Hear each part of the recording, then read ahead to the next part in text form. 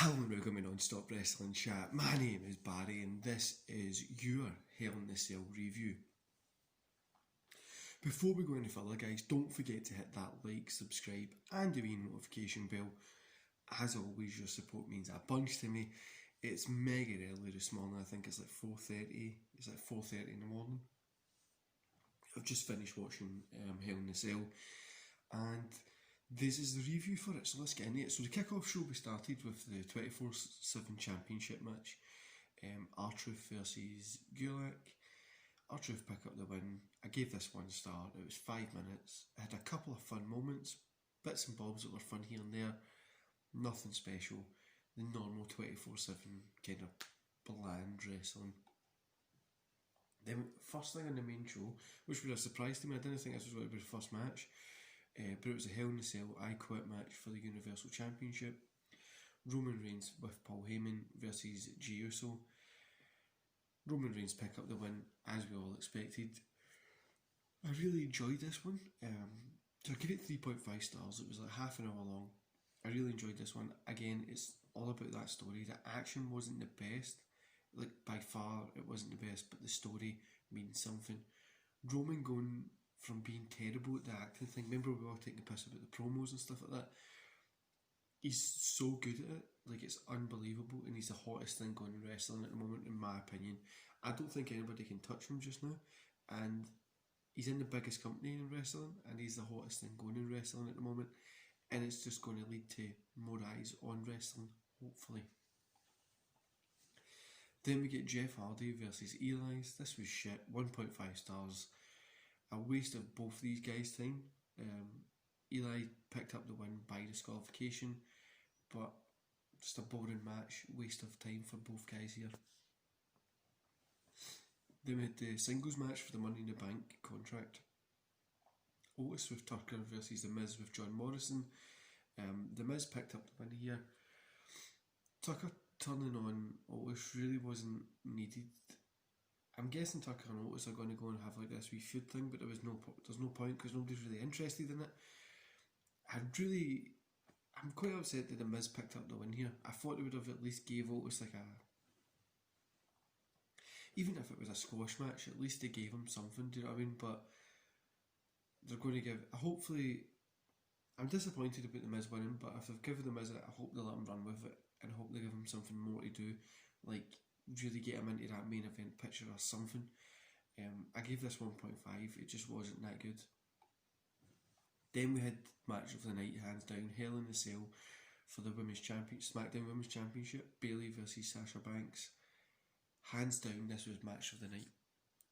This was just an unbelievable action-packed match. Look guys, I'm not the biggest fan of Bayley. I'll only say that. I don't really like her work as much in the ring, but respect where respect is due. This is great. She was great at this. Both women put in good work. I gave it 4 stars. It was just over 25 minutes, so half an hour, and yeah, I can understand why people would say these two are the best in the world in women's wrestling. This is brilliant. I love this match, and you should go check it out. Then we got the United States Championship match, Bobby Lashley versus Slapjack.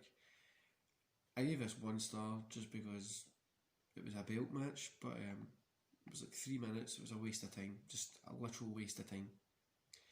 Then we get Hell in the Cell for the WWE Championship, Drew McIntyre versus Randy Orton. Orton picks up the win here. I gave this 3 stars. It was like just over 30. It was a couple of seconds over 30 minutes. Randy Orton defeated Drew. It was a good match, right? But it seemed to drag in a little. Like there was bits in it that just seemed to like just really, really drag. Like it was really like the Drew coming off midway up the cell was pretty cool. The ending was pretty cool as well. But Randy picking up the win here was the right thing to do. I don't know, Drew just seemed to be getting a wee bit stale. Like, he just wasn't feeling as hot as what you'd think he would be. And I think that's just because of the lack of crowd when he won it at WrestleMania with nobody there, things like that. But yeah, I really think this was the right call. And they definitely need to go on and do something like Orton striving to become like the next Flair. Do you know what I mean? Because he's only 2 belts away from being the 16-time world champion. But I gave this 3 stars. Overall, guys, the whole show, if it wasn't for those 3 Hell in a Cell matches, I probably would have even reviewed this show because it was terrible otherwise. I gave it 3 stars. The 3 Hell in a Cell matches were the best things that were there, obviously. They were all totally different in their own way, and I enjoyed them all. Sasha and Bayley stole the night. Roman told a great story. Randy being 2 titles away from Flair is going to be a great story. All the other matches were kind of a waste. No one was really used right. Nothing was really fun. It was just disappointing. I know they were focusing on those Hell in the Cells. Now, this is a thing that I've been thinking, and I've wrote a few notes down for this as well. How much better would this have been if maybe we based this here 6-7 months and we put the Hell in the Cell, or over a year, and we put the Hell in the Cell at 3 different points throughout the year? Sorry guys, it's super early and I had to yawn there. And we put the Hell in the Cell like 3 different points throughout the year. I think that would probably be better, as in like, you know, if they had, say for instance, Roman and Jay was having a feud at this point just now, it would make it seem more, instead of from an opening match, it would make it seem more if it was like a main event of a pay-per-view. What made the Hell in the Cells great in the past was nobody really remembers the cards that they were on. They remember the show, the Hell in the Cell, and then they go back and watch the card, which is a pain for the people that are on it, but it makes sense. I really think we need to get rid of themed pay-per-views.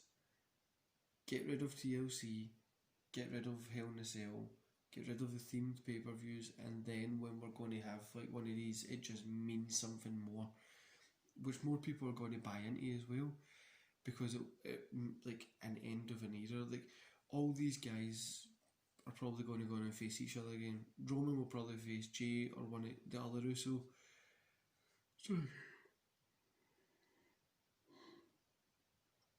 Sorry guys, super early.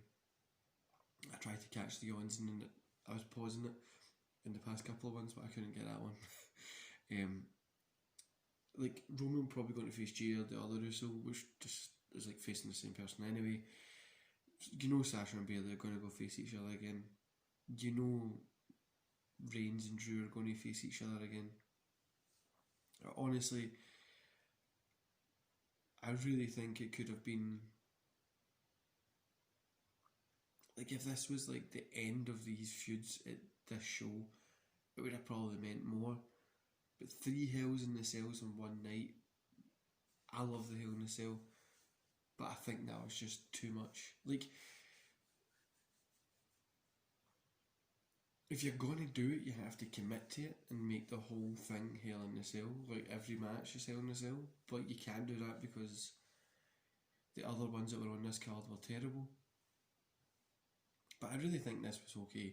Like, it was the 3 Hell in a Cell matches were great. There was nothing else to say about that. But everything else in the card was terrible, and I just think we really need to rethink how Hell in a Cell is used, and maybe go back to the way it was used before instead of the way it's used now. Anyway guys, I'm going to love yous and leave yous here. Don't forget to hit like, subscribe and that notification bell, and I'll see you here tomorrow for Monday Night Raw review. See you later guys.